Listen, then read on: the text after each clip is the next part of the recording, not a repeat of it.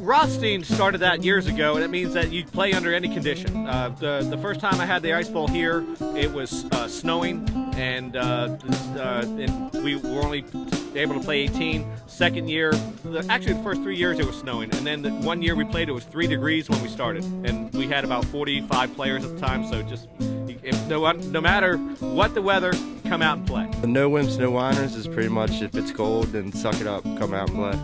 The origin of the Ice Bowl tournament comes from Kansas City, where disc golfer and former Disc Golf World News editor-in-chief Rick Rothstein decided to make tournament play and disc golf a year-round event. The Ice Bowl was originally the idea was thought of by Rick Rothstein, and he got the ball rolling on it, and it's a big nationwide effort. So the tournament was designed to be one that was played in spite of whatever the weather conditions Old Man Winter would bring. Players would also play for charity, as their entry fees would go to local charities, along with non-perishable items players would donate on the day of the tournament. In spite of the charitable aspect of this tournament, there is one thing that players are competing for: Maryland tags. Mark Sherwood coordinates tag rounds for many tournaments in the Maryland and surrounding area courses. Mark talks to us about the concept behind tag rounds and matches in disc golf. Everybody has a bag tag. The lower the number, the better. Whoever is playing at the end of the round, lowest score gets the lowest tag. Here's a few tags that we have. And here's our list so far of who's playing today. Pretty simple, really, but a lot of fun. On tournaments, it's no big deal. Really, they're better for everyday play with your buddies. Maybe instead of betting $1, or maybe also in addition to that, you just play for the tags. I enjoy doing it, and a lot of other people enjoy it also. And so it's just something that I do.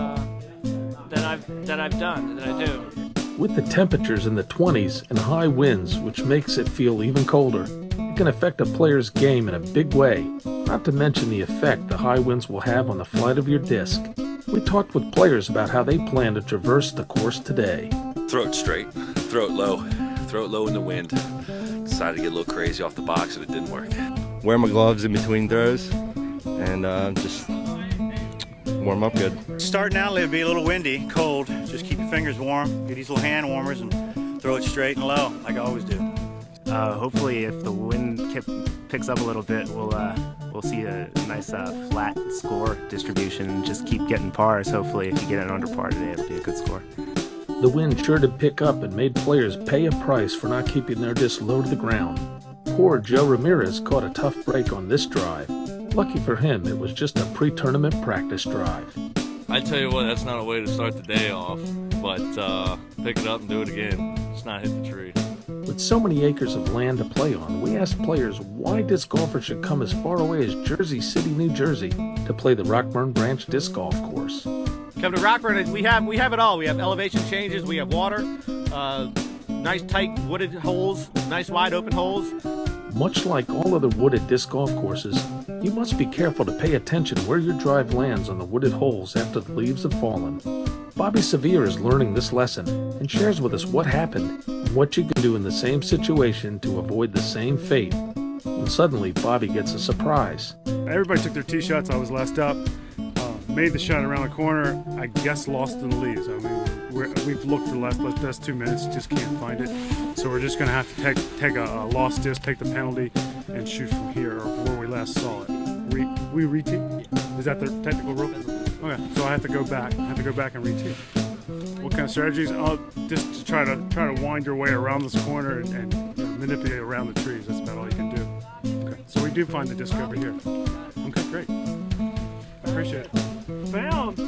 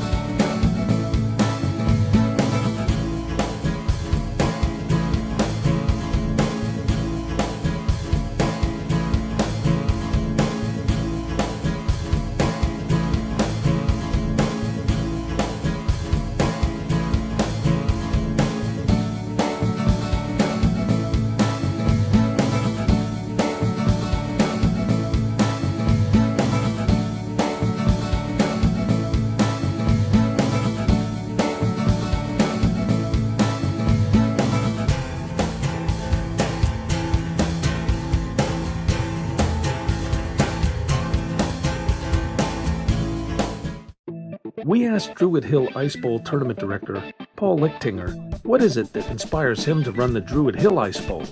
Well, it's all about having fun, and because we can raise so much money for charity at the same time, it's a no-brainer. Every dollar collected at all Maryland Ice Bowl tournaments go to the same charity, the Maryland Food Bank. Maryland PDGA State Coordinator Rich Myers explains why all monies collected at Maryland Ice Bowls go to the same charity.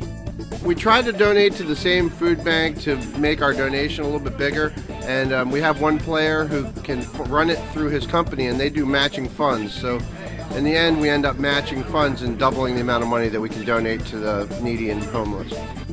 Paul Lichtinger is tournament director of the Druid Hill Ice Bowl and has raised over $1,000 every year. I've been doing the Druid Hill Ice Bowl for about 5 years now, and we've averaged about $1,300 and about 60 people, which is really good for the amount of people we have coming out. So I guess in the 5 years there, it's been a good amount we've raised for the Maryland Food Bank, and just by having a lot of fun doing it.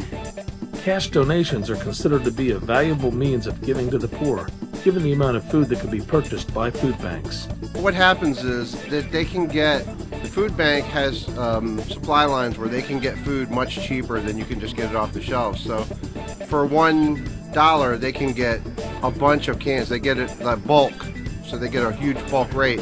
So basically, for money, they can feed a lot more people per dollar. This tournament has traditionally gathered a great deal of cash for the Maryland Food Bank. Tournament Director Bill Boyd explains the history of success with this tournament raising money for the Maryland Food Bank. Well, we're averaging about the last 2 years, 1,300 plus food, but we always try to go for cash because cash goes a lot further than food. I think they tell me that $1 creates 6 meals, so we always go for the money. So I'd say we're averaging about 1,300 a year. Besides raising money for charity, we asked our tournament directors what else is it that they find rewarding about running an Ice Bowl tournament. Just wanted to do something good and just giving back to the players, because it's as much for them as it is for the people that we raise the money for. Just trying to give them something that they can come away from the day with after having a good time. Well, I like to showcase the course. I think we did a really good job on the course, and I like the fact that we're doing it for people that are less fortunate than us, and we give them a lot of money, and people are having meals.